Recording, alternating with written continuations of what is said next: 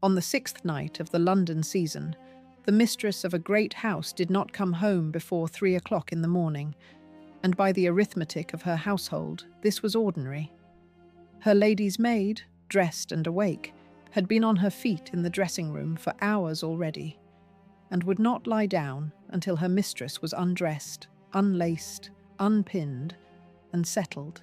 Yet down 4 flights of back stairs, under the same roof, an under-housemaid was rising at 5 o'clock the same morning to blacklead a grate her employers would never see cold.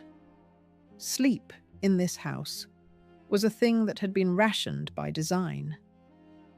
If you love the history the guidebooks close their pages on, subscribe now and stay with me to the end. The people in this film were built into the machinery of the wealthiest houses in Britain, and the whole story takes its time to bring them out. Chapter 1. The house that was built to sleep for other people. The Victorian Great House was not one building but 2, and one of them ran in the dark so the other could shine in the light. From roughly 1830 to 1914, in every wealthy household in Britain that could afford the design, the same arrangement recurred with the reliability of a printed rule. There was the house the family and their guests moved through, all reception rooms and grand staircases and painted ceilings. And there was a second house, folded around it and beneath it and above it, in which a working population lit the fires, boiled the water, laid the meals, waited on the family in the evening, closed the doors at midnight, and rose again in the dark to reset the surface of the first house before its owners opened their eyes. The 2 houses shared the same walls. They almost never shared the same rooms. This film is not about a single cruel employer. It is about a design that repeated in almost every great house in the country, and the design had a specific night shift built into it. Certain roles in the household were engineered so that the person filling them could not be reliably asleep at any predictable hour. The under-housemaid was up before dawn to lay the fires the family would find warm. The scullery maid was up earlier still to light the range that boiled everyone else's water.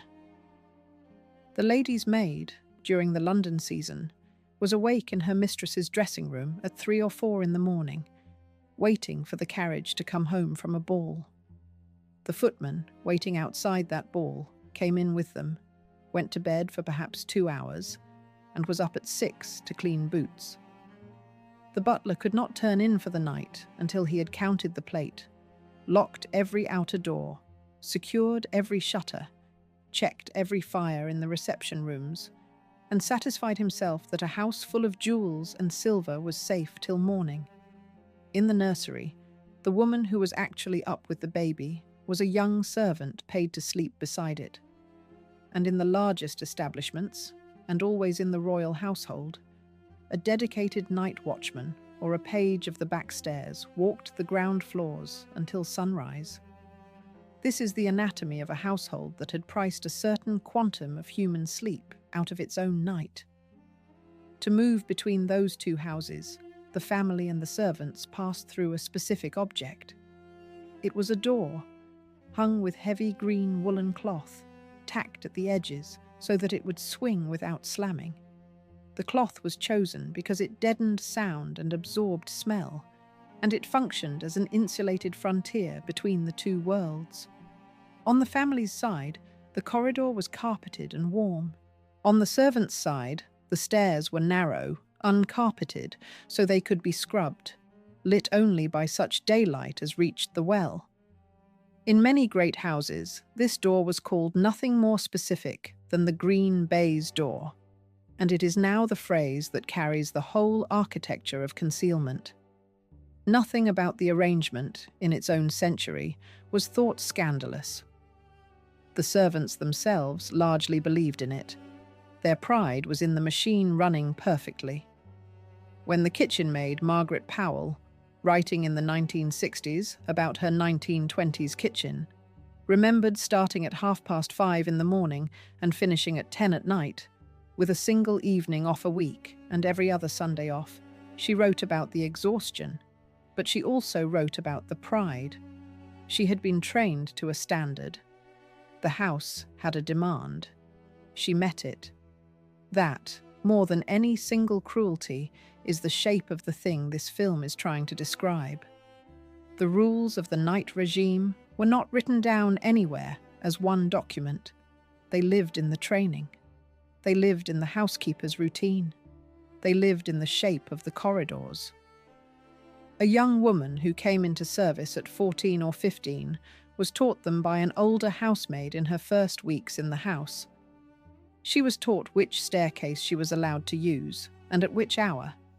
She was taught which rooms she was allowed to enter unbidden and which she was to enter only when summoned by name of room by a bell. She was taught what to do with her eyes if the master or the mistress or a visitor came into the room while she was working.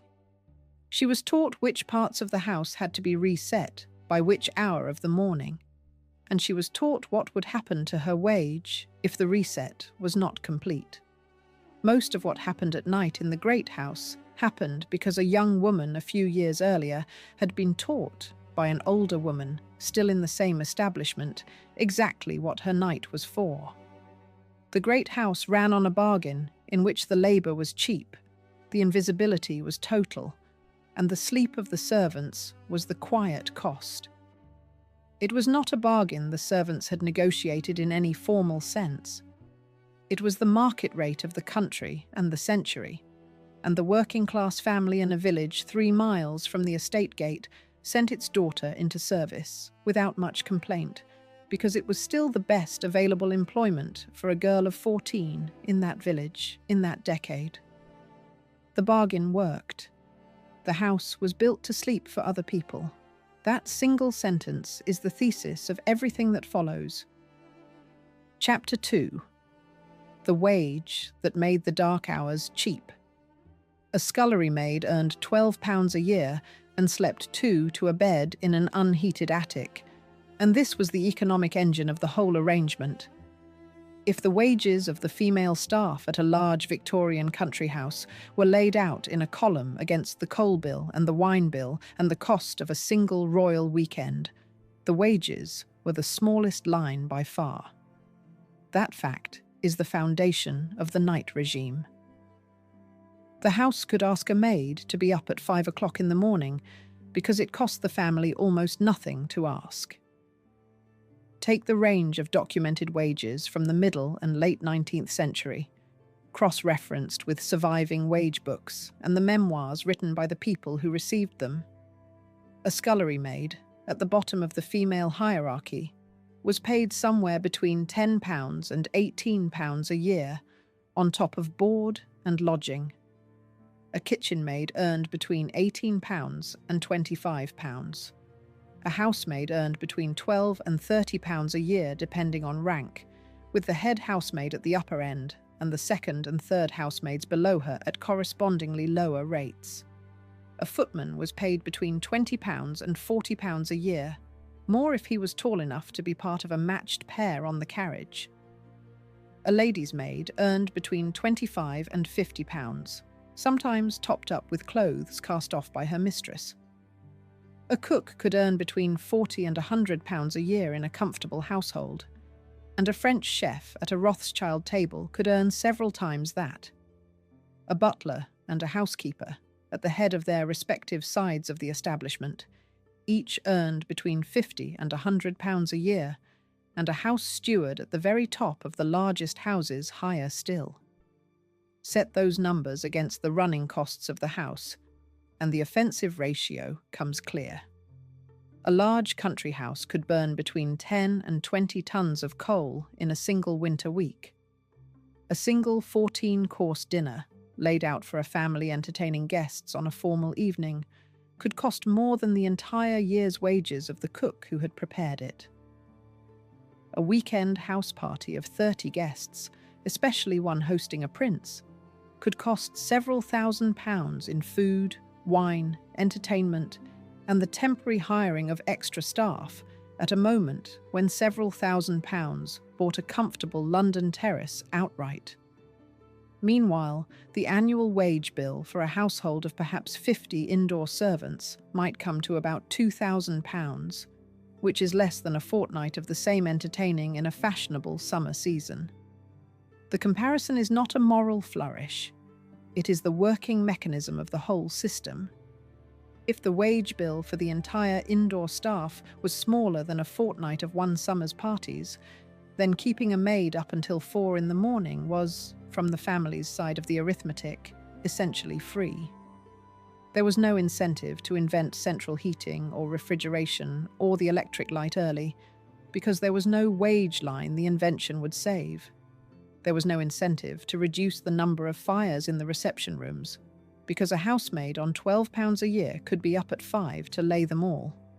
The household ran on labour so cheap that the machinery around it, from the coal cellar to the ice house to the still room, was designed to eat labour rather than save it. Some rough scale is useful for the modern ear. £1 in 1860 is very approximately worth £100 in 2026 purchasing power for domestic goods, though every economic historian who uses this device warns against pushing it too far. On that rough basis, a scullery maid earning £12 a year was making the equivalent of about £1,200 in modern money, plus food, plus a shared bed in the attic. That was the market rate for keeping the very largest household in Britain alive. And it was the market rate because a working-class family, in a country where a girl of 14 had few other options, sent its daughters into service without much argument. The wage was paid in a specific rhythm. It came quarterly, 4 times a year, in cash, out of the estate steward's or the butler's hand, at a fixed hour on quarter day. A junior maid on £12 a year received £3 in cash 4 times a year, and the rest of what she was paid came in the form of her meals in the servants' hall, her bed in the attic, and, in most households, a small allowance called beer money and another called laundry money. When the family was away from the house and the kitchen was not cooking full meals, the servants who remained in residence were paid a small daily sum called board wages, which they used to feed themselves. The board wage was a separate line in the wage book, and its appearance and disappearance across the year. Map the family's movements between the London townhouse, the country seat, and any grouse moor or shooting lodge the family also kept. Set against the wage book was the menu book. The menu book listed what had been served upstairs at each meal. It listed the number of courses. It listed the wines. It listed the guests where guests had been present.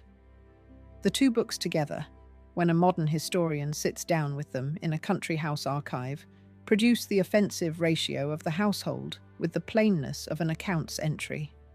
A single 14-course dinner in the state dining room cost more than the cook who prepared it earned in a year, and the 2 entries sat in the same set of books, passed for payment by the same steward. The moral logic followed the financial one. A house that cost so little to staff and so much to entertain in developed rules of concealment that made the labour invisible even to the family whose comfort depended on it. The family was not necessarily cruel. The family had bought a design in which the labour was not supposed to be present in the rooms they used. And if the labour was not supposed to be present, then the labour had to be done in the hours when the family was not looking.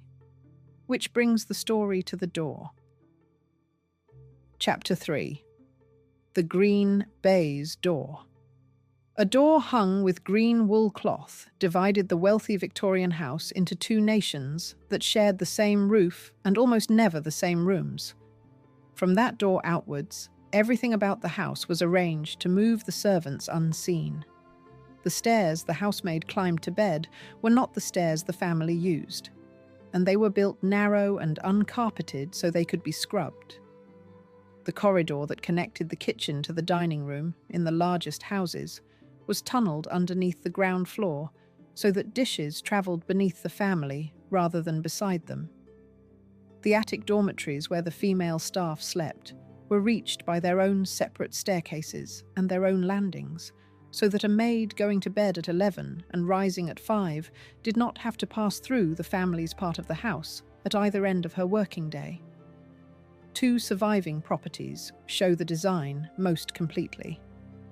At Lanhydrock in Cornwall, an entire service wing was built after a fire in 1881, alongside the state-of-the-art kitchen of the same period. That kitchen and the rooms around it still exist. The steward's room remains as it stood in the late 19th century. Several of the servants' bedrooms are open to visitors and are reached, as they always were, by separate staircases that do not connect to the family floors. The bell system in the servants' passages carries labelled pulls that specify housemaid or kitchen maid, so that the summons went to the right rank without the family needing to know a name. At Erdig, near Wrexham, the servants' hall, the outbuildings and the wage books have all been preserved by the National Trust in one of the most complete service ranges in Britain. Both properties are now open specifically because their below-stairs floors are the point of the visit, which reverses the whole design intention of the century that built them. The other essential architectural fact is the bedrooms. In a great house, the family slept in rooms that had been warmed all evening by fires laid and lit by other people. Their beds had been made, and their sheets aired, and their washstands filled with water carried up in cans by other people. In the same house, on the same night, the women who had done all of that slept in attic dormitories at the top of the building, under slate roofs that shed heat directly to the sky, in rooms that had no fires and no reliable warmth in the winter. In some houses, 2 maids shared a room. In some, 2 shared a bed.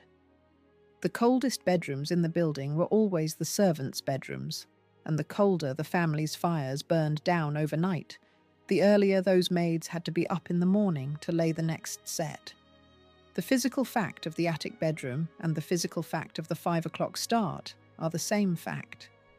The final piece of the architecture is the establishment itself.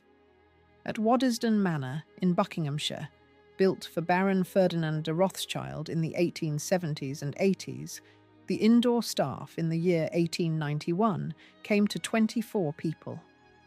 The list is worth stating in full because it is a compact portrait of the whole system in one household. There was a steward acting as butler. There was a housekeeper. There was a cook, 1 kitchen maid, and 2 scullery maids. There were 2 still room maids. There was an under-butler, and there were 8 housemaids. There were 2 footmen. There was a porter. There was a needlewoman. There was an odd job man, and there was a hall boy. And, because the electric light installation of that year was novel, there was a servant listed in the household as attendant for the electric light. That is a household of 24 indoor people, run by a steward and a housekeeper, in an epoch when a scullery maid was paid £12 a year to be part of it. At Lanhydrock in the same period, the establishment ran to about 80 staff between the house and the estate to serve the Robarts family and support 3 cooked meals a day, plus afternoon tea, plus a hot supper at midnight for guests coming in from a dance. 80 people for one family. That is the arithmetic that the design of the green baize door existed to conceal. The house wanted the illusion that it produced its own warmth, its own food, its own polished silver, and made beds and laid fires by some unexplained internal magic. The reality was that the illusion cost 80 jobs, and the jobs were arranged so that most of them would happen when the family was asleep. By the London season, that arrangement reached its most extreme form. From Easter to the end of July, families opened their London houses and ran a nightly schedule of dinners and balls that turned the townhouse into a night factory. 6 nights out of 7, the family dined out or hosted guests, went on to a ball at 11, and came home in the small hours. 6 nights out of 7, therefore. Their male staff waited outside on the carriage box in Belgravia or Mayfair, and their female staff waited up in dressing rooms and pantries. And in the morning, the same house had to be reset before breakfast. The season was the peak of the century's grandeur, and it was the peak of its demand. The season is where this film descends next, into the actual hours. Chapter 4. 5 o'clock in the morning, on the grates. The first person awake in the great house was almost always the youngest woman in it, kneeling in the dark at a cold iron grate. In the female hierarchy of a large Victorian household, the youngest and lowest servants were the scullery maids and the under-housemaids, and the two of them together were the reason the house appeared to warm itself before the family had risen. It was their mourning that made the rest of the machine possible. The under-housemaid rose at 5 o'clock in the morning, and in some houses earlier still. She dressed in a stiff apron made of coarse cloth, and she moved through the reception rooms of the house in the order that the head housemaid had set the night before. Hearth rugs were rolled up and taken outside to be shaken so that no dust flew inside the house. The grates in the reception rooms were emptied of the cold ash of yesterday's fire. The iron backs and sides of the fireplace were rubbed with a substance called blacklead, brushed on wet and rubbed with a hard, dry brush until the metal took on a dull gunmetal sheen. Fresh kindling was laid. The coal was built up above it, and, when everything else was ready, the fire was struck, so that by the time the family's bells rang on the top floor, a fresh, warm fire was already burning in every reception room the family might choose to enter. A maid at Thorpe Lubenham Hall in Leicestershire remembered starting on the grates at 5 in the morning and having to be finished and cleared away by the time she carried the housekeeper's cup of tea up at 7 o'clock. 2 hours in the dark, on her knees, at grate after grate. In the fully staffed Victorian country house, when the number of fires in the reception rooms could run to a dozen or more, the same 2-hour window had to cover more grates, so the start time crept earlier still. In some houses, the under-housemaid was on her feet earlier. Below her, the scullery maid had already been at work. She was the youngest and lowest-ranking female servant in the house, and she started her day before anyone else. She lit the kitchen range, the great iron cooking stove around which the entire kitchen operated, and she boiled the first pots of water that fed everyone else's morning. She scrubbed the pots that had been left soaking overnight from the previous evening's dinner service. She scrubbed the flagged stone floor of the scullery. She carried the ashes out. She trimmed the wicks of the lamps that had burned in the servants' passages through the night. Her wages, as noted, ran between £10 and £18 a year. Her bed was in an attic dormitory shared with the other kitchen women. Margaret Powell, whose memoir of her time as a kitchen maid in the 1920s is the 20th century book from which most modern imaginations of this world descend, was hired at the age of 15. She worked from 5:30 in the morning until about 10 at night. She had one evening off a week, from 4 to 10. She had every other Sunday off, again from 4 to 10. Her hours were considered unexceptional for a kitchen maid in a comfortable household in the 1920s. In the Victorian country house of a generation earlier, they were often longer. Her plain, unrhetorical account of collapsing into bed after cleaning a kitchen no one thanked her for is the tone this film is trying to carry. The physical toll of this rhythm is measurable, though the Victorian household did not always measure it. The under-housemaid was on her feet for perhaps 14 hours by the time she finished her evening's cleaning after dinner. The scullery maid was on her feet longer. Both were then expected to be up again at 5. Modern Victorian medicine described what happened to their bodies under the general heading of nervous exhaustion, and the medical literature of the period recognized the pattern in professional men who continually cut their sleep to 4 or 5 hours. In the servants' hall, the same recognition was folk knowledge. A girl who could not keep the pace was let go, and the next girl from the local village was engaged in her place.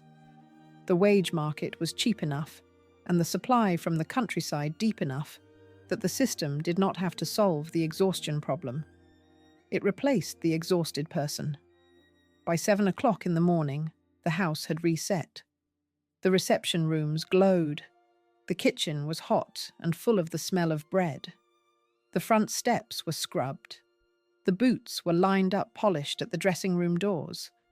The family began to stir, and in the servants' passages the labour that had done all of it withdrew, on the invisibility rule that this film will come to properly. What mattered was that the house appeared to have run itself. The maid who had lit the last fire in the drawing room slipped out through the service door as the family bell rang for early tea, and the day upstairs began. Chapter 5. The lady's maid who could not lie down. 6 nights in 7 through the London season, the lady's maid stayed dressed and awake until her mistress came home from the ball. The lady's maid was a distinct role in the female hierarchy. She was not a housemaid. She did not scrub floors, she did not blacklead grates, and she did not carry coal. Her employer was one person, the mistress of the house, and her working day was defined by that one person's calendar. Where the mistress went, the lady's maid's day went with her. Where the mistress stayed, the lady's maid stayed. And when the mistress came home at 3 o'clock in the morning, after a ball on the 8th night of a fashionable summer, the lady's maid was in the dressing room, standing in her working clothes, waiting.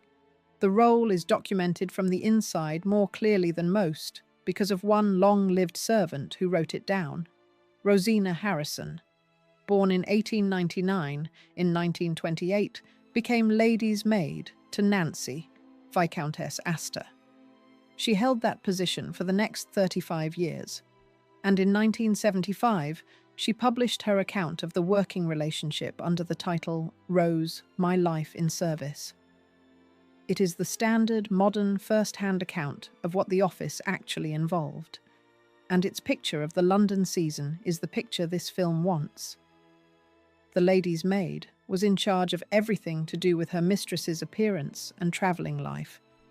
She dressed her mistress at each change of the day's clothes, and between dressings she was on call to press a sleeve, mend a stocking, brush out and repin her mistress's hair, refresh her jewellery, oversee the packing when the household moved between the London townhouse and the country seat, and see that the trunks were labelled and the maids in the receiving house had prepared the mistress's rooms correctly. In Harrison's case, that meant a working life at Lady Astor's side for 35 years, in charge of everything from the clothes and furs to the baggage. The season concentrated the pressure into a few months.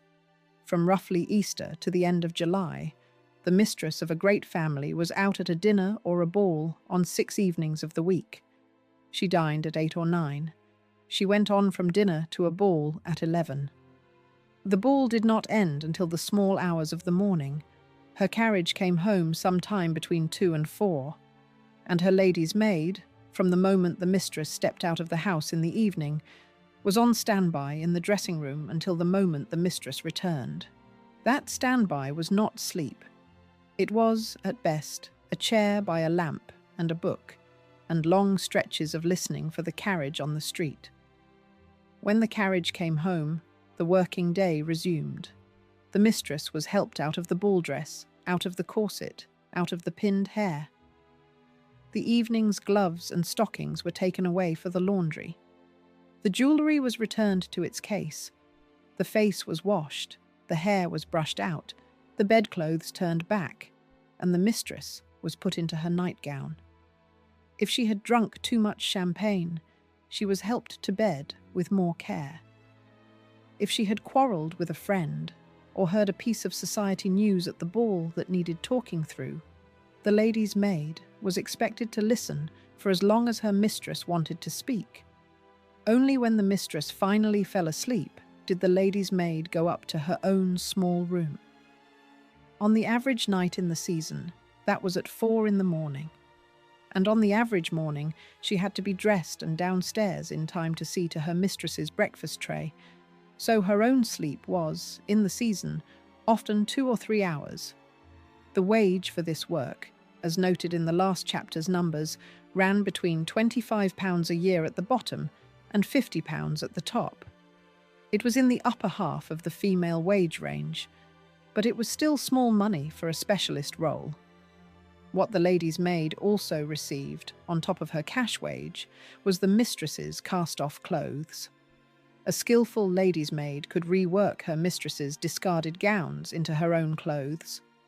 The relationship, at its best, was long and intimate.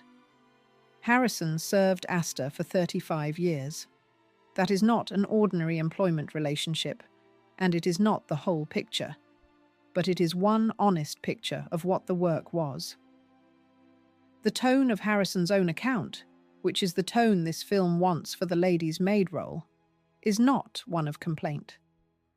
It is a working woman describing a working life she took pride in. The sleeplessness was real. The demand was real. But the demand was also, in the terms of the century that ran the household, understood by both women. The mistress was on her calendar because her class ran on that calendar.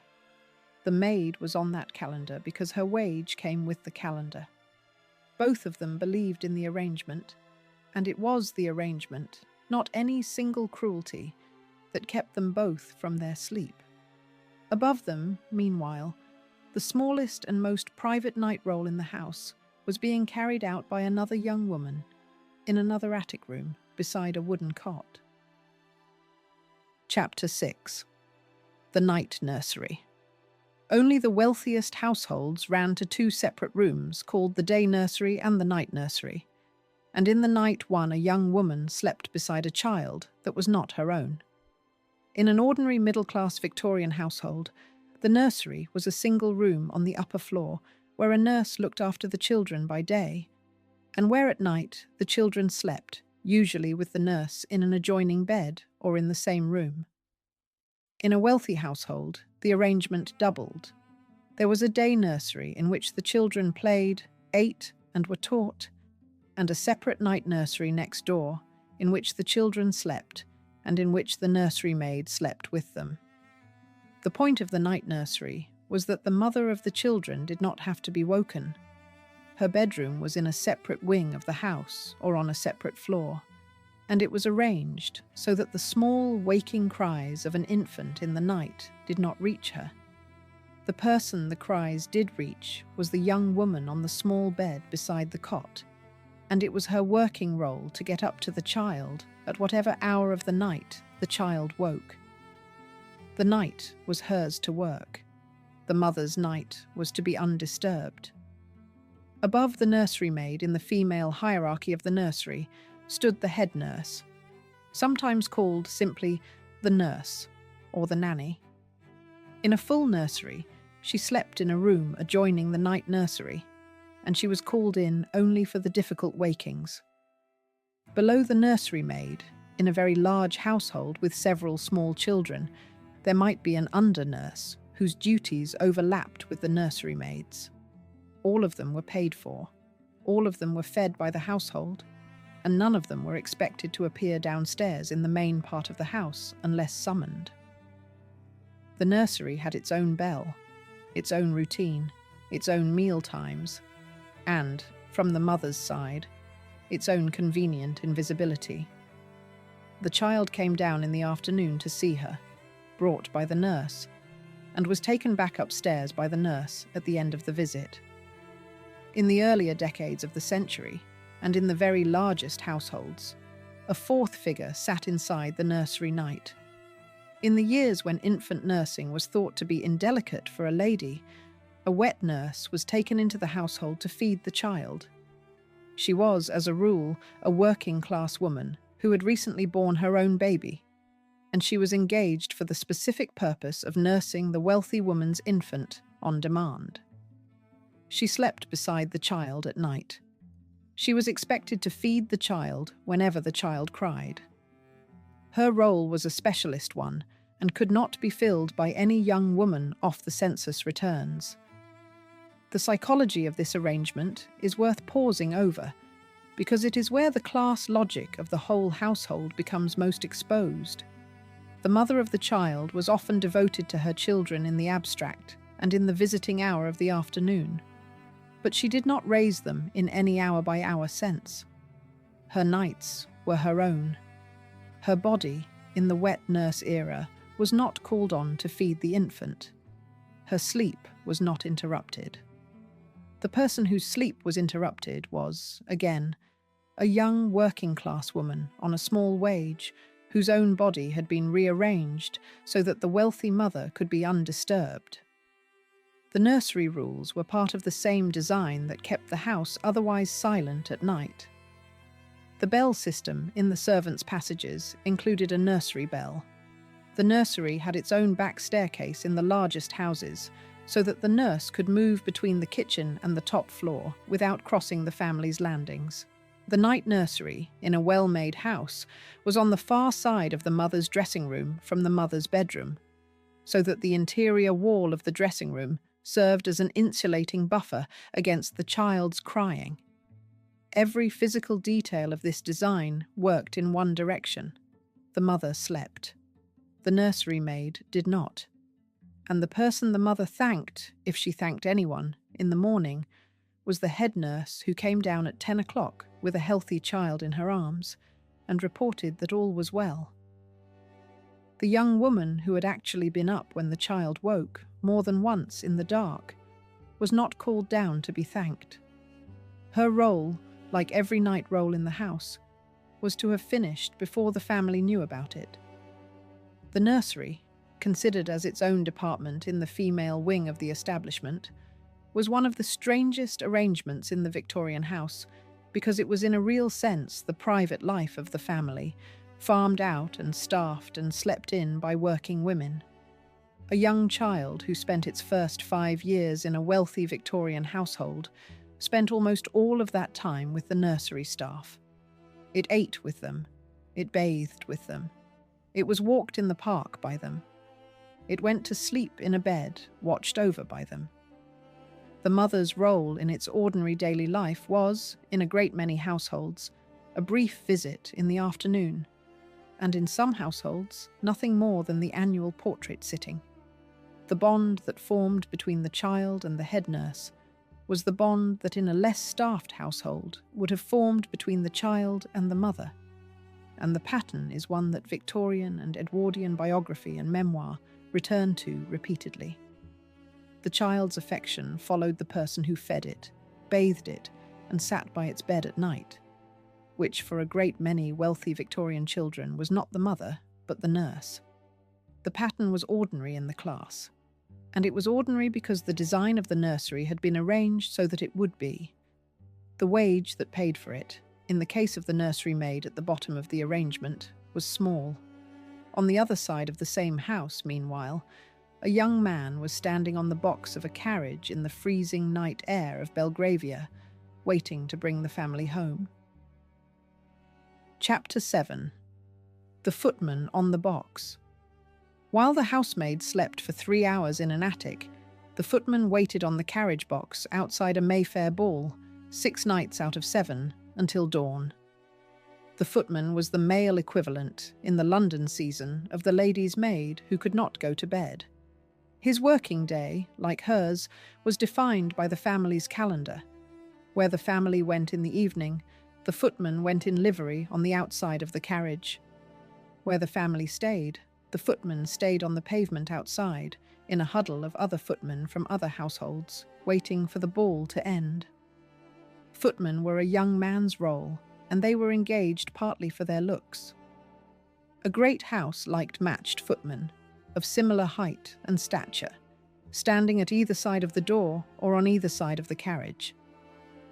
The Victorian country house account of what a footman actually did runs to a long list. He answered the front door of the house. He cleaned the silver plate. He waited at table at every meal at which he was needed. He assisted the butler. He cleaned the family's boots. He accompanied the carriage to every evening engagement, riding on the outside in weather that in a London winter could freeze the buttons on his coat.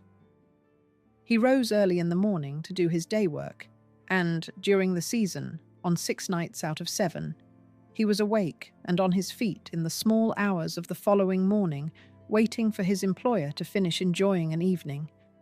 In wage terms, the footman earned between £20 a year at the bottom of the scale and £40 at the top, more if he was tall enough to be part of a matched pair, and, in the houses that could afford them, first and second footmen were engaged at different rates in the same establishment.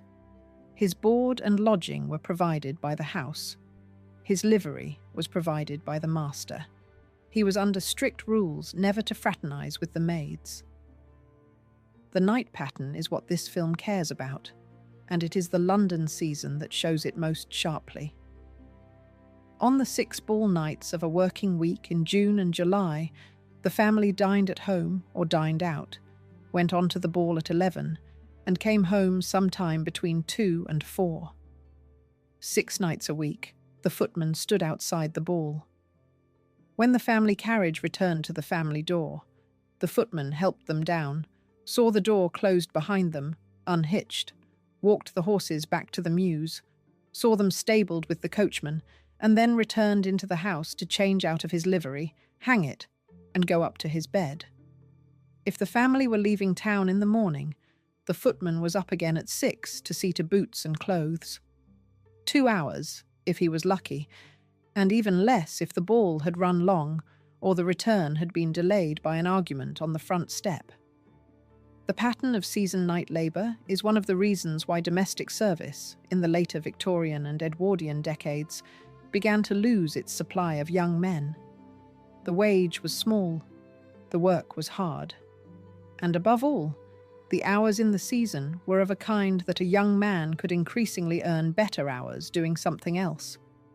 By the 1890s, the shops of central London, the offices of the city, the new factories on the outskirts, and, from the 1870s, the growing profession of elementary school teaching for a small subset of the servant class, were all pulling the labour market away from the great house at exactly the moment when the great house wanted more of it.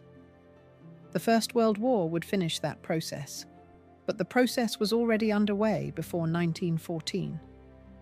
Set the footman's night beside the lady's maid's night in the dressing room, and beside the housemaid's morning on the grates at 5, and the shape of the season becomes clear. In the small hours of a single London night in mid-June, a great house could contain a footman in the mews, a lady's maid awake in the dressing room, and a scullery maid getting out of a shared bed to light the kitchen range. 3 separate people in one household, all awake in the dark, all working, all invisible from the family's side of the arrangement, all engaged in the specific business of making sure the family could sleep through the small hours and wake to a house that had already produced its own breakfast. The peak of this pattern was reached in the country house at royal visits. When the Prince of Wales stayed at a great country house on his circuit, the entire staffing plan of the receiving house had to conform to his hours, which were late, and his preferences, which were expensive. Extra footmen and extra housemaids were engaged for the duration of the visit and paid separately. Extra cooks were brought in. The kitchen ran 3 cooked meals a day, plus afternoon tea, plus a hot supper at midnight for guests coming in from a dance. The 3 meals were, for the cook and her kitchen maids and scullery maids, essentially a single continuous shift. And when the whole party retired at last, the male close of the day fell to the butler, who was the last person in the house to go to bed. Chapter 8. The butler, the last to bed. The butler could not go to bed until the plate was counted, the doors were locked, the shutters were shut, and every fire in the house was safe. Where the mornings belonged to the youngest women in the household, the closing of the day belonged to the senior man. The butler stood at the top of the male indoor hierarchy in most great houses.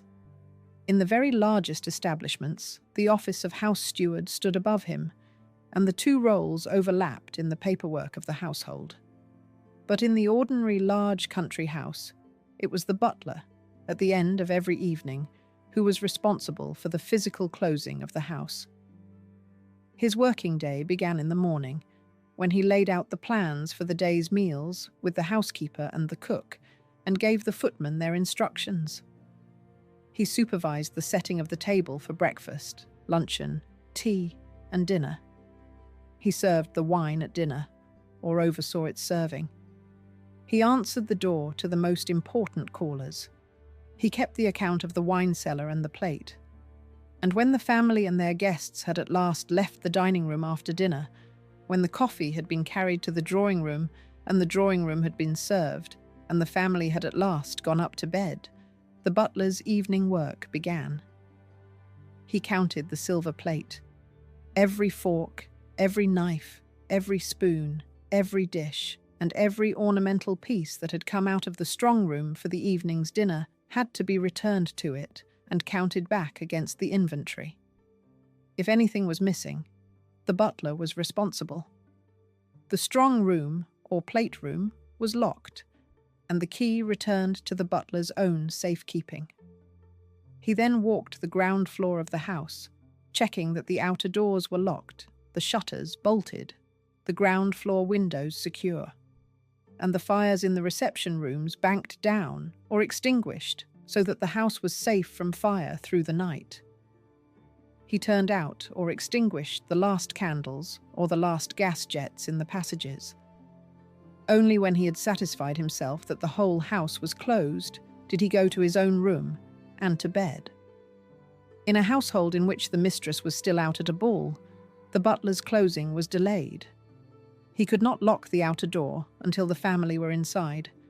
If they were expected home at 3, he was up until 3 at least. If they were later than that, he was later. And he was expected to be back on duty for the master's breakfast in the morning. The wages for this office ran between £50 and £100 a year for the butler and the housekeeper, and higher again for the house steward at the very top of the largest houses. It was a specialist role, and a long climb from the position of a hallboy or a second footman to reach it. It rewarded seniority and discretion. It did not reward sleep. The mirror image of the butler on the female side of the establishment was the housekeeper. She was the woman with the keys. Her keys, kept on a ring at her waist through the day and locked in a small safe or a cupboard at night, opened the linen presses, the still room, the china closet, the store cupboards, the wine cellar in some houses where the butler did not hold it, and the housekeeper's own room. She was the woman who decided who slept where in the female staff attic. She was the woman who set the night rota. She was the woman who wrote the housemaid's work list for the following day and pinned it to the wall of the servants' hall. She answered to no one in the establishment except the mistress herself, and in some households, when the mistress was young or new to the house, the housekeeper was the person the mistress herself deferred to on matters of the household. The wage for this office matched the butler's at £50 to £100 a year. In an era when the average female wage was well below the male wage in almost every profession, the parity was itself a small statement of how much the house depended on the woman who held the keys. The last figure in the female close of the day was the head housemaid, who oversaw the withdrawal of the female staff from the family's part of the house at the end of the evening. She saw that the maids withdrew through the green baize door and were up the back stairs to their attic dormitories before the family came up to bed.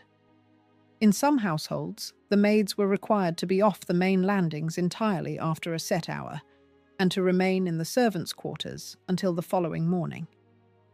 The male close of the day was a fixed route through the ground floor rooms. The butler walked from the drawing room to the library, to the dining room, to the morning room, to the front hall, to the side halls, checking each fire in turn, checking the outer doors, and checking the door to the plate room. He extinguished the last candles in the passages, or, in a house that had gone over to gas, he turned out the last gas jets in the halls. and when the whole route had been walked, he went to his own bed. The housekeeper had her own close of the day. She walked the female side of the house on a fixed route of her own. She saw that the linen presses were locked. She saw that the still room was locked. She saw that the china closet was locked. She banked her own fire in the housekeeper's room. She locked her keys away in a small safe or a bureau drawer. The house, once the family had retired, belonged to the men. The butler locked it. The night watchman walked it. And the women slept above them in the attic until it was time to get up and do it all again. Chapter 9. The Watchman and the Page of the Backstairs. In the largest houses, a man was paid to walk the ground floors through the night, and in the royal household, the same office was called something else. The night watchman was a distinct post from the footman, and it had a distinct function. The footman waited on the family. The watchman walked the house. His job, at the simplest, was to prevent fire and to prevent theft. He walked a set circuit through the ground floor of the house on a set rota, and he checked that the fires the butler had banked were still safe, that the outer doors and windows were still sound, and that no one was in the house who should not be. If he found a shutter unlatched, he latched it. If he found a fire relit by the wind, he banked it again. If he found a stranger in the house, he challenged them. The professional tradition from which the country house watchman descended was the older town watch. In that tradition, watchmen worked in pairs from around 9 o'clock at night until sunrise. That was the model on which the country house night post was based. A private household could not afford a proper standing pair of watchmen, but it could afford one man on a rota, and in the great houses it did. At the very apex of the household world in Britain, the equivalent office had a formal name and a formal history. In the royal household, the page of the Backstairs is a head position, and the office was formalised under Queen Anne to give the monarch a small circle of male personal servants standing outside the ordinary domestic staff. From the beginning, the page of the Backstairs was paid more than most other indoor servants, in excess of £100 a year at the top of the 18th century, which made the office one of the best paid indoor posts in Britain. The office carries into the present. One page of the Backstairs who became publicly known was William Talon, who served Queen Elizabeth, the Queen Mother, and was known by other members of the palace staff as Backstairs Billy. Paul Wybrew served as page of the Backstairs to Queen Elizabeth II until her death in 2022. The line runs unbroken through the whole Victorian century and, in the royal household, into the present. The page of the Backstairs, by contrast, was not a watchman in the same sense. His office was to be personally present to the monarch, not to walk the ground floors on a rota. But the essential fact of his role was the same as the essential fact of the country house night watchman's role. He was a paid man who was available to his employer outside the ordinary business hours of the household. In the middle of the night, if the monarch woke and required something, the page was the person who was there. In the middle of the century, in a great country house whose family was out at a ball in the small hours, the watchman was the person who was there. Both offices existed for the same reason, that a household of a certain size had discovered that certain hours of the night required a specific paid presence, and that the general work of the establishment could not otherwise cover them. Neither office survived intact into the 20th century in the private household. In the royal household, the page of the Backstairs continues in continuous operation into the present reign. In the private country house, the watchman's office collapsed with the wider household. What survived, in the wider world, were the same functions in other buildings. The night porter in a Mayfair hotel is a direct descendant of the country house watchman. The security guard in an embassy or a private bank walks a rota that looks almost identical on paper, to the rota the butler set for his underman in 1880. The royal continuity is worth staying with for a moment, because it is the piece of the picture that has not disappeared. In the 18th century, when the page of the Backstairs was first set apart, in the 19th century, when the Victorian great house ran on the pattern this film has been describing, and in the 21st century, when the office continues in continuous operation into the present reign, one man in the royal household has always been available to the monarch outside the ordinary business of the household establishment. His paid function is to be close and to be trusted, and, at the necessary hours, to be awake. That office, unlike almost every other office in this film, has never been broken by the collapse of the wider system. It is the survival, at the very top, of a role that the century below abolished. Above and behind all of this, in every wealthy Victorian household in the country, sat the rule that ran the concealment tale. It was not the wage, not the calendar, not the physical architecture. It was the instruction given to every servant on their first day that they were to be present in the family's rooms as little as possible and to be invisible in every other respect. That rule is the piece of the machine this film comes to next. Chapter 10. The Rule of Invisibility. The housemaid who met the family on the corridor was expected to turn her face to the wall until they had passed. Of all the rules that shaped the servant's day, the rule of invisibility is the one that has passed most vividly into modern memory, because it was the one that operated on the body of the servant herself. She was to move through the family's part of the house as if she were not there. If she was seen, she was not to speak. If she was addressed, she was not to answer. If she met the family on the stairs or in the corridor, she was to stop and turn and press her face to the wall and wait for them to pass before she went on. In some households, she was to be off the main landings entirely after a set hour in the evening, after which the family were understood to be at their leisure, and the house was understood to belong to them. The invisibility rule was not always enforced by an unpleasant employer. It was written into the training. Every young woman entering service in the middle and late 19th century was taught it as part of what she needed to know. The domestic manuals of the period taught it. The senior housemaid taught it. The housekeeper enforced it. And by the time a woman had been in service a few years, she moved through the family part of the house without needing to think about it. She used the back stairs. She used the service corridor.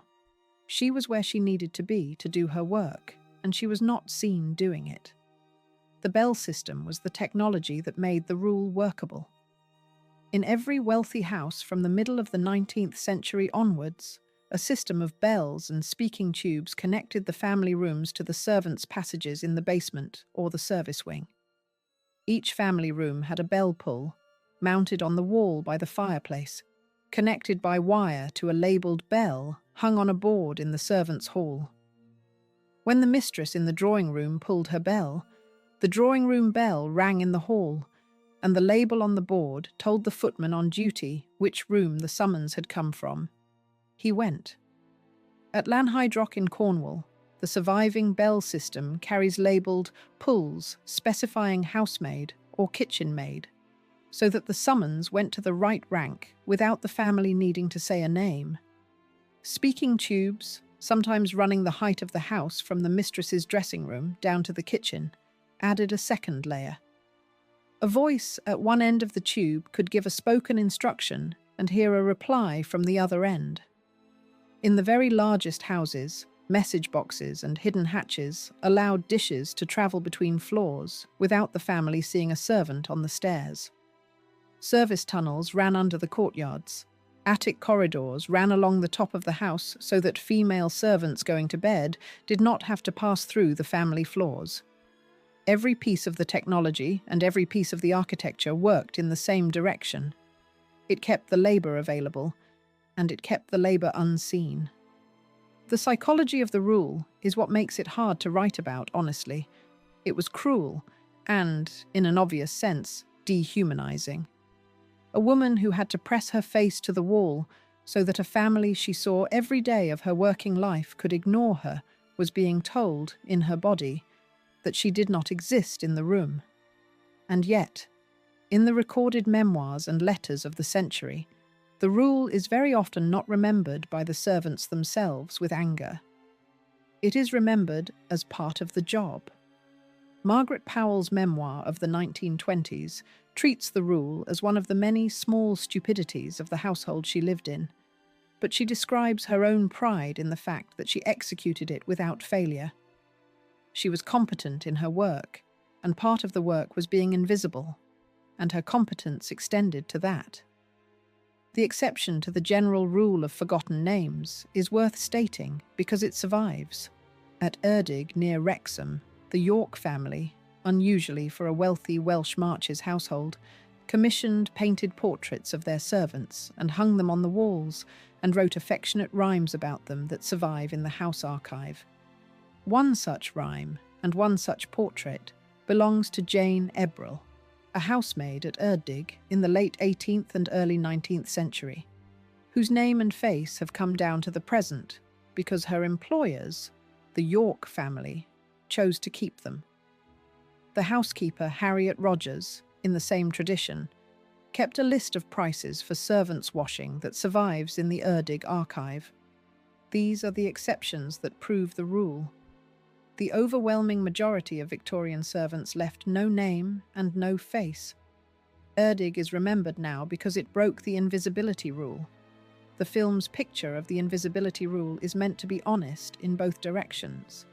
It is meant to say that the arrangement was terrible in one clear sense, and that the people who lived inside it took a real pride, in another equally clear sense, in making it work. Both things were true.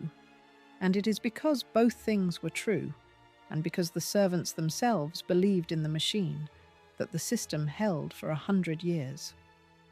It did not break because the servants rose against it. It broke because three separate forces, moving simultaneously in the wider economy of Britain, began in the later decades of the century to make it no longer possible. Chapter 11. The First Cracks. From the 1870s onwards, three separate pressures began to break the arrangement that had held the great house together for a century. The first pressure was economic. The agricultural depression that set in from the middle years of that decade cut the rental income of the English landed estate sharply. The rents that had underwritten the great household, the coal royalties that had underwritten the northern estates, the cash from tenants that had built and staffed the country house from the 17th century onwards, all of it fell in real terms and, in many cases, in cash terms as well. And the estate rolls of the 1890s never fully recovered before the outbreak of war in 1914. If the wage bill for the staff was small, the loss of income was, in relative terms, large, and the smaller estates began to feel it first. The second pressure was fiscal. Death duties, introduced in 1894 and steadily raised in the decades that followed, imposed on the estate a generational bill that the estate could not always pay without selling. Where an estate had been passed intact from father to son through the previous 3 centuries, in the new arrangement, the passing itself became a taxable event, and the tax had to be found either from the estate's own reserves, which most estates did not have in cash, or by the sale of a portion of the estate. Land was sold, paintings were sold, silver was sold, and in due course houses themselves would be sold, or given, or demolished. The third pressure was social. The supply of young women willing to enter service began to thin. From the 1870s onwards, new employment for working-class women opened in shops, in offices, in the growing light industries of the towns, and, for a small subset, with the education for it, in the elementary school teaching profession that had begun to open in the same decade. The wage in these new roles was not always higher than the wage in service, but the hours were shorter. The freedom in the evening was real, and, above all, the young woman on the shop counter was allowed to be seen. She was not expected to press her face to the wall. She was not expected to be up at 5 in the morning to blacklead a grate. She was expected to work her hours and then to go home to her own bed. By the 1890s, in England, the general servant was already becoming difficult to keep, and every published domestic manual of the period discusses the problem under a version of the phrase the servant problem. The medical recognition of what the system had cost also grew in the same period. Victorian medicine treated chronic sleep loss as a real disorder with real consequences, discussed under the general heading of nervous exhaustion. In a recent historical review of Victorian medical writing on overwork, published by the Royal Society, the standard medical picture of the period is well documented. Men who continually cut their sleep to 4 or 5 hours were understood to be running their nervous systems down, and they were expected to pay a physical price for it.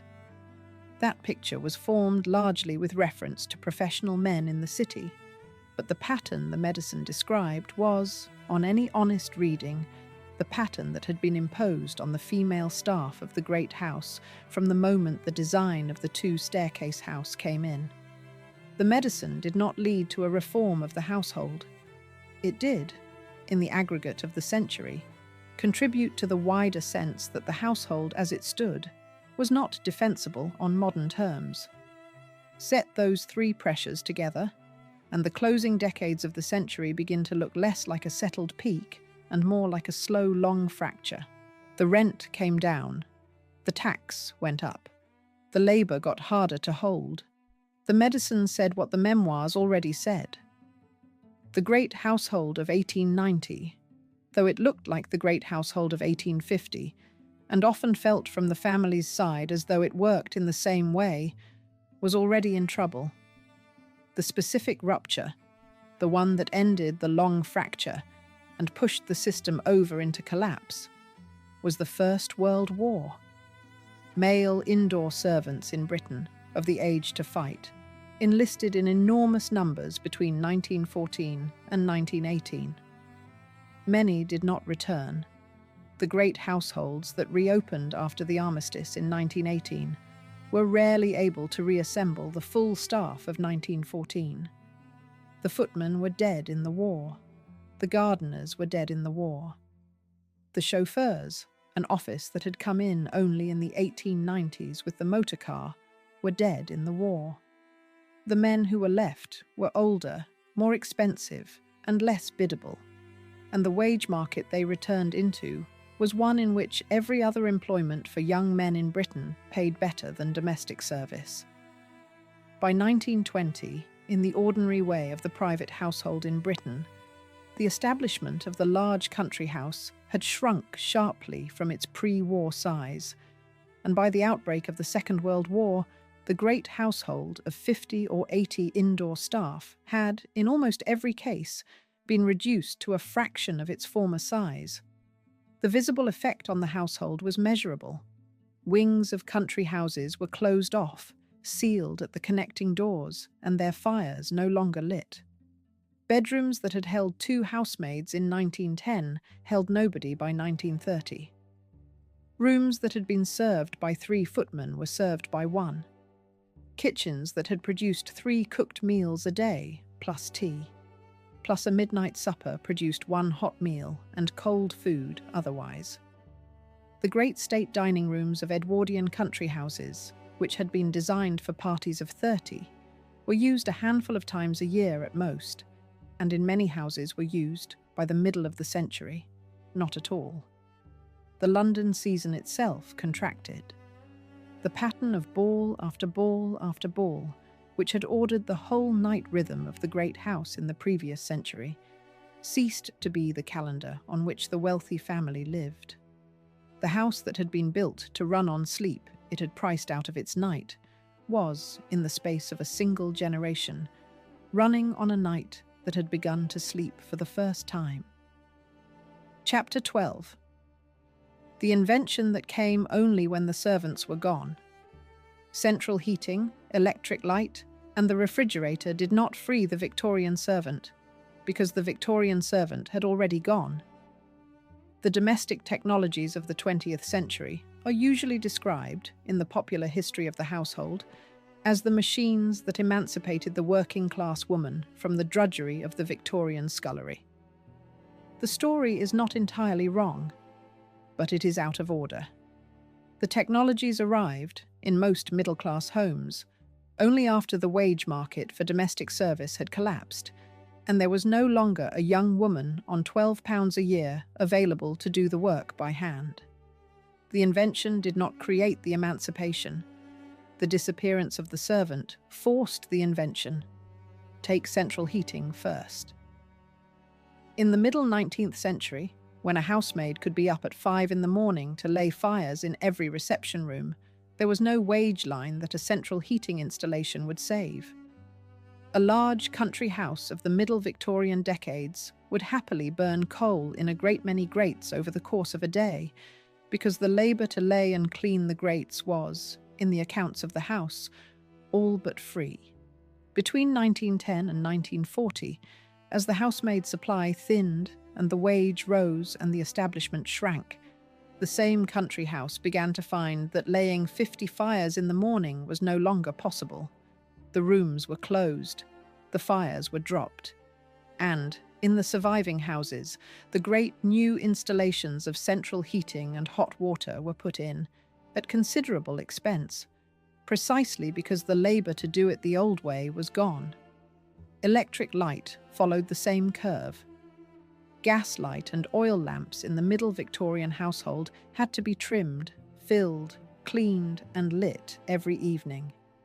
And it was in the ordinary way of the house, an under-footman's evening work. Waddesdon Manor, in the year 1891, as noted in an earlier chapter, was so novel in having an electric light installation that one of its 24 indoor servants was listed in the household as attendant for the electric light. That role was itself a transitional one. The installation did not remove labour. It changed what the labour was. By the interwar decades, when the electric light was standard in the middle-class house, the lamp boy had already gone. The refrigerator followed. The ice house on the country estate, where a small staff cut ice from a nearby lake in the winter and stored it under insulation for use in the kitchens through the summer, had been a working feature of the great house since the 18th century. It disappeared in the interwar decades because the refrigerator arrived, and because the small staff who had cut and carried the ice were no longer there. The most exact witness to the tail end of the old pattern is Margaret Powell's memoir, Below Stairs. Powell was a kitchen maid in the 1920s, in a household smaller and less lavish than the great country houses of the previous generation, but still recognisably part of the same world.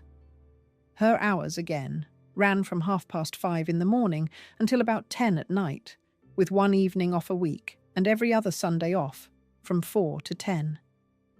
Her employer was not cruel. Her hours were, on the scale of the century, considerably shorter than they would have been in 1860.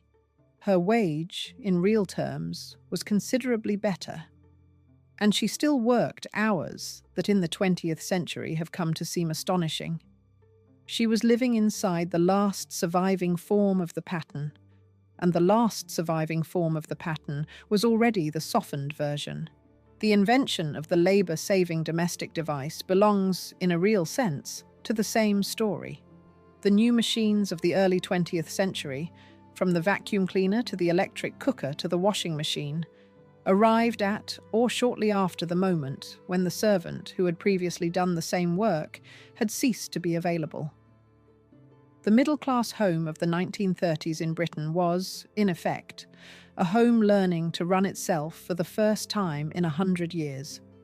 And those technologies are the tools it acquired to do it. The great country house did not so much adopt these technologies as be transformed by them. Its wings were closed. Its establishments were disbanded. The staterooms went under dust sheets and, in many houses, were opened again only for the annual visit of some elderly relation or for the twice-yearly meeting of the estate trustees. The bells that had rung in the servants' passages fell silent, because the passage they rang into no longer contained a footman on duty to answer them. The bell boards themselves survived in situ, and in a great many National Trust houses they still hang on the same walls with the same labels. They have not rung for a working purpose in a century. And the last old servants, many of them women who had been housemaids in 1914 and had grown old in service without pensions, were let go. The picture at the very end of the pattern is one of small, quiet rooms. The old housekeeper, retired at 70 with no pension and a small ex gratia payment from the estate. In a rented cottage in the village she had known all her working life. The old cook, in a room over a shop in a nearby town, cooking for herself for the first time in 50 years. The old butler, in a residential hotel on a small annuity that his last master had settled on him in his will. In some cases, the arrangement was generous. In many, it was not. The wage market of domestic service, which had never included a pension provision as part of the standard bargain, produced in the interwar decades a large population of old servants for whom no formal old age arrangement existed at all. Chapter 13. The Demolition Age. In the 1950s, country houses were coming down at the rate of one every few days at the peak, and the wage books came down with them. The country house destruction of the mid-20th century is one of the great cultural losses of British history, and it was documented most clearly when the wave had already passed its peak, by an exhibition mounted at the Victoria and Albert Museum in London in 1974, under the title The Destruction of the Country House. The exhibition brought together the fragments of the lost houses, the auction catalogues, the surviving photographs, and the estate accounts, and it documented the rate at which the country house had been coming down since the interwar decades. At the peak of the wave, in the 1950s, a country house was being demolished in England every few days.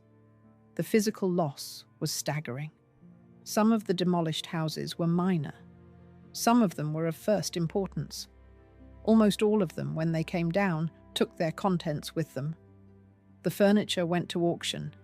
The plate went to auction. The libraries went, in some cases intact, and in some cases piece by piece.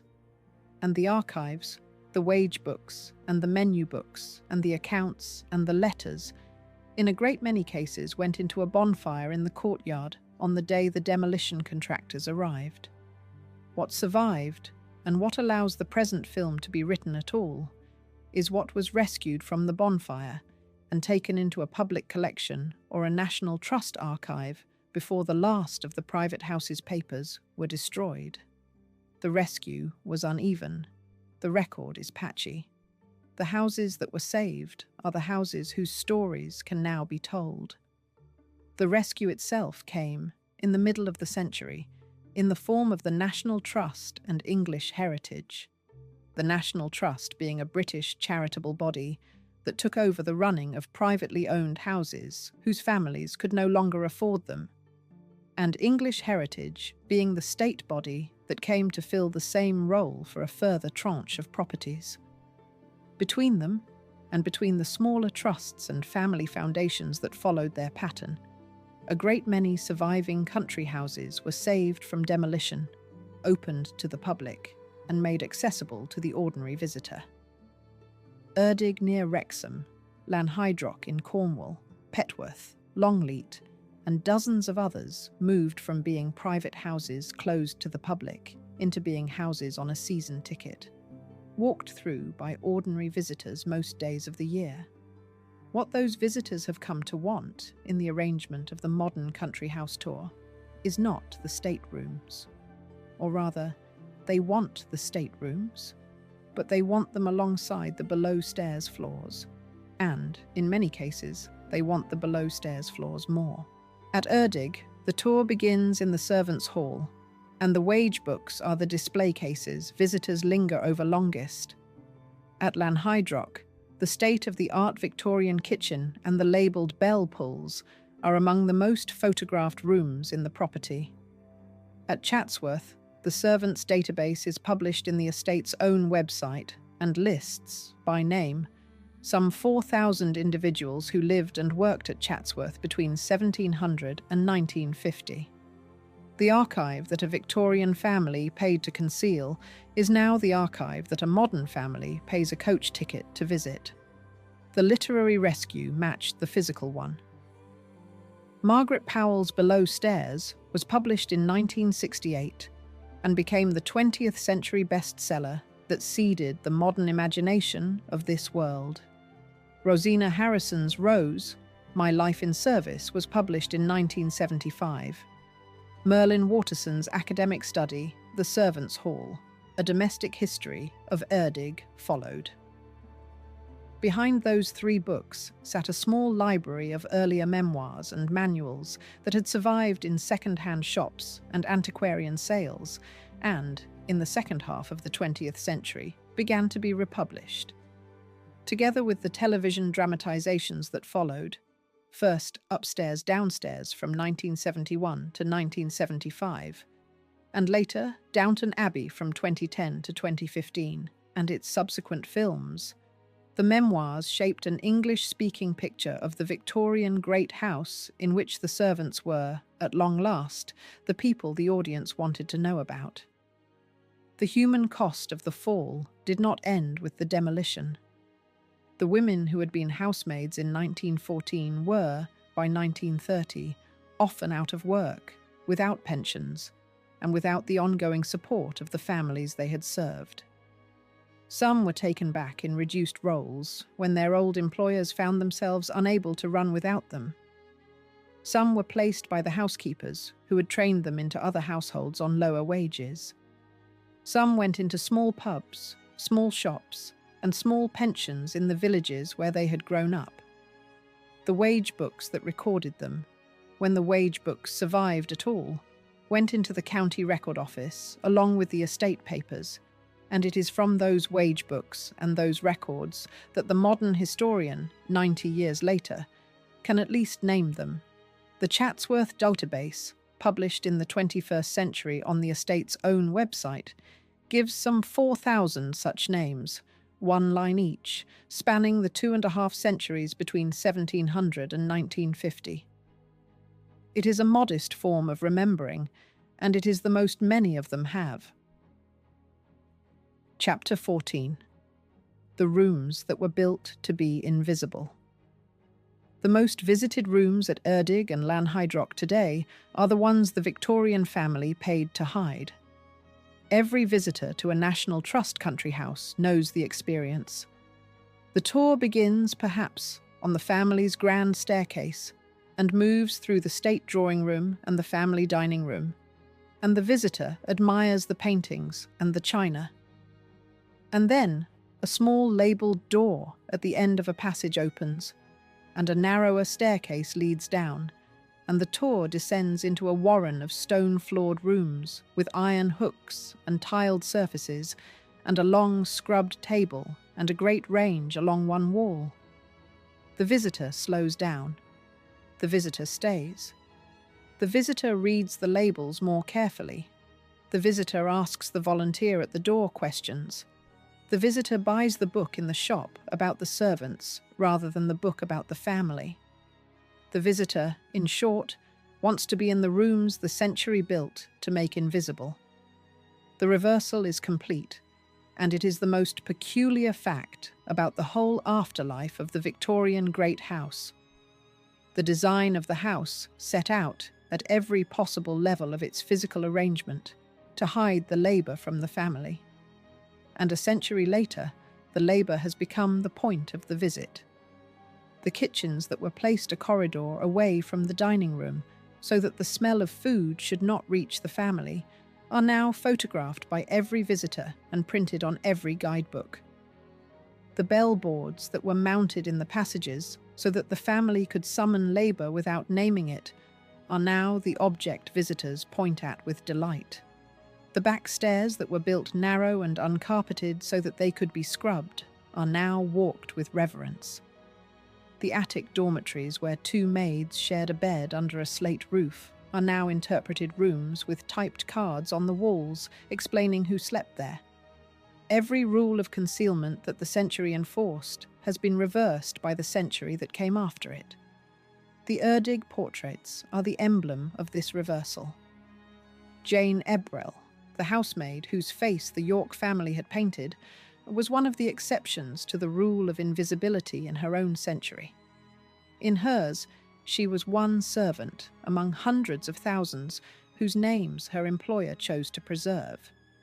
She was rare in the 1820s and 1830s. She is common now, in the sense that every well-run country house museum in Britain has, on its walls, some version of her face, some version of her name, some version of her account. What was the exception in her century is the norm in ours. The house that was built to hide her has been turned inside out. The refrain of this film has been that the house was built to sleep for other people. In the surviving houses, it now watches for them. The philosophical close is straightforward. The bargain worked. The Victorian great house produced for its family a way of living so smooth that most guests could pass through it and never suspect the labour it took. The bargain worked because the labour was cheap, because the technology of concealment was clever, because the calendar of the family and the calendar of the servants had been arranged not to overlap, and because the servants themselves believed in the arrangement. All of these things were true, and the price of all of them being true was that a class of people, in a specific set of hours between the family's bedtime and the family's rising, were doing the work in silence. The lady's maid was awake at 3 a.m. The under-housemaid was awake at 5. The butler was in the plate room at midnight. The nursery maid was at the cot at 4. The footman was on the box outside the ball. The watchman was walking the ground floor. The page of the Backstairs, at the very top of the arrangement, was in a small room off the monarch's own apartment. The house had priced its own sleep.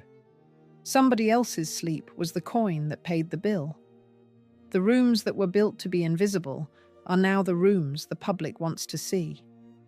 The wage books that were meant to stay closed on the estate steward's shelf are now in the county record office, catalogued and indexed. The names that were meant to be forgotten: Jane Ebrell and Harriet Rogers at Erdig, Margaret Powell in her 1920s kitchen, Rosina Harrison at Lady Astor's side for 35 years, the Thorpe Lubenham maid on the grates at 5, William Talon and Paul Wybrew in the last office in the country to have kept its Victorian shape, are now written down and remembered. In the surviving houses, the labour has come out of the dark. It took 100 years, and it took the demolition of most of the houses that had been built to hide it. But the labour is out. The house was built to sleep for other people. In the surviving houses, at last, its own long night is over. If this film held you, subscribe now and stay with me for the next one. I would like to know something. Would you have accepted the bargain that let this house exist if you had been the one asked to lose the sleep for it? Tell me in the comments what you would have said.